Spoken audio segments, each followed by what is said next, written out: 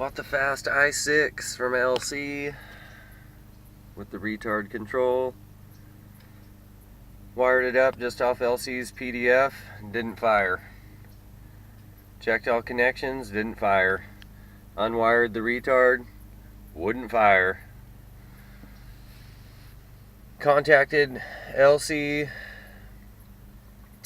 He said he doesn't have a problem with them ever. I mentioned the MSD 8910 TAC adapter. He said that could be my ticket. So I contacted Fast. And Fast is formerly known as Crane. Told me that it doesn't even work on this engine. And the only way to make it work is to have something like that TAC adapter, which they discontinued 12 years ago when they were Crane. So I found that there was 3 or more igniters that come with this rig, and that's all I can think of is why it wouldn't fire. I found that 89 through 92 had this 191OX, and then older ones had an 53EX, and then I got another 93 over there, and it has a one that says 208, and that's all I can find on the internet is these 3 igniters. So I'm assuming that it was my igniter slash computer that was not letting it fire. So I went out on a limb, bought the MSD 8910 TAC adapter piece, wired it in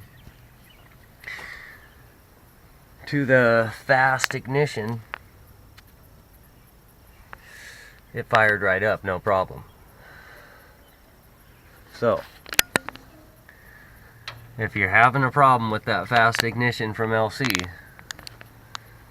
try the 8910 from MSD and it might work.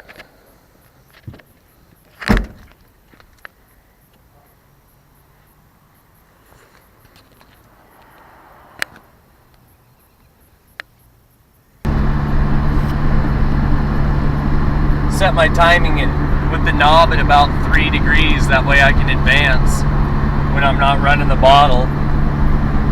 You can get everything you got off the line when you don't have your NOS running. Don't worry about that.